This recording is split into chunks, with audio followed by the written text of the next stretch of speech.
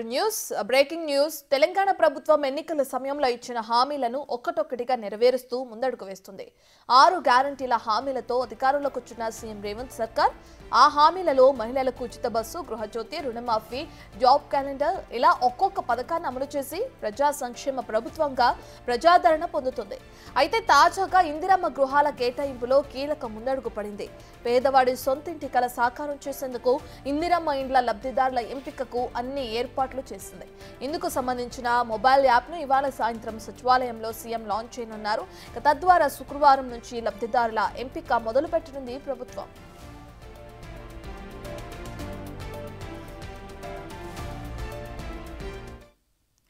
పూర్తి డీటెయిల్స్ మా ప్రతినిధి హరికృష్ణ అందిస్తారు. రైట్ హరికృష్ణ, ఇప్పటికే సచివాలయంలో ఇందిరమ్మ ఇళ్లకి సంబంధించిన యాప్ ని కూడా ఈ రోజు లాంచ్ చేయనున్నట్లు తెలుస్తుంది. దానికి సంబంధించిన డీటెయిల్స్ అంటే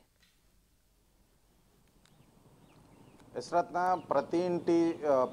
ప్రతి పేదవాడి సొంతింటి కలనైతే ప్రభుత్వం నిజం చేయబోతుంది. అయితే ఎన్నికల ప్రచారంలో భాగంగా 6 గ్యారంటీల్లో భాగంగా ఇందిరమ్మ ఇల్లు కేటాయిస్తామంటూ కూడా కాంగ్రెస్ పార్టీ అయితే హామీ ఇచ్చింది. ఈ మేరకు ప్రభుత్వం కాంగ్రెస్ పార్టీ అధికారంలోకి వచ్చినప్పటి నుంచి కూడా ఇందిరమ్మ ఇండ్లపై కసరత్తు చేస్తుంది. ఇందులో భాగంగానే నేడు కీలక అడుగు వేయనుంది. అయితే ఇప్పటికే పలుమార్లు సమీక్ష నిర్వహించిన ముఖ్యమంత్రి సీఎం రేవంత్ రెడ్డి, అదేవిధంగా మంత్రి పొంగులేటి శ్రీనివాస్ రెడ్డి ఈ యొక్క ఇందిరమ్మ ఇండ్లపై పలుసార్లు సమీక్షా సమావేశం నిర్వహించారు. ప్రధానంగా ఈరోజు ఆ యొక్క మొబైల్ యాప్ ఇందిరమ్మ ఇండ్లకు సంబంధించి మొబైల్ యాప్ ఆవిష్కరణ చేయనున్నారు. అయితే రేపటి నుంచి కూడా ఈ యొక్క ఎంపిక అయితే జరగనుంది. అయితే ఇప్పటికే ఎంపికకు సంబంధించి ఇందిరమ్మ గ్రామ కమిటీలు అయితే ఏర్పాటు చేశారు. ఈ గ్రామ కమిటీల ద్వారా ఎంపిక చేయనున్నారు. ఈ ఎంపిక లబ్ధిదారులు ఎవరైతే ఉంటారో లబ్ధిదారులందరూ కూడా ఈ మొబైల్ యాప్లో వాళ్ళ వివరాలు అయితే పొందుపరచనున్నారు.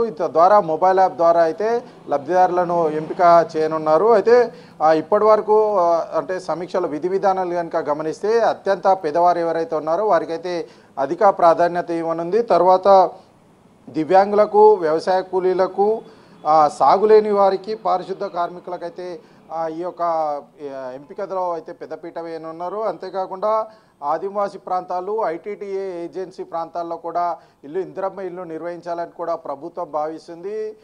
ఈ మేరకు చర్యలు తీసుకోవాలంటూ కూడా అధికారులకైతే ఆదేశాలు జారీ చేయడం జరిగింది. అయితే ప్రధానంగా ఇందిరమ్మ ఇండ్లకు సంబంధించి 4 దఫాల్లో 5 లక్షలు అయితే ప్రభుత్వం కేటాయించనుంది. అయితే అంటే అదనపు గదులు ఎవరైతే అదనపు గదులు నిర్మించుకోవాలని భావిస్తారో వాళ్ళకు కూడా అనుమతులు అయితే ఇవ్వాలని చెప్పేసి సీఎం రేవంత్ రెడ్డి అయితే భావించడం జరిగింది. మొదటి దశలో అయితే ప్రతి నియోజకవర్గానికి 4000 ఇండ్ల నుంచి ఇల్లు కేటాయించాలి. మొత్తంగా 5 ఏళ్లలో 20 లక్షల ఇల్లులు కట్టించాలని చెప్పేసి కూడా ప్రభుత్వం భావిస్తుంది. అయితే మొత్తానికి ఒకరోజు ఈ యొక్క రోజు అయితే ఈ ఇందిరమ్మ ఇళ్ళకి సంబంధించి మొబైల్ యాప్ అయితే సీఎం రేవంత్ రెడ్డి చేతుల మీదుగా ఆవిష్కరణ జరగనుంది. రత్న, రైట్, థ్యాంక్ యూ హరికృష్ణ.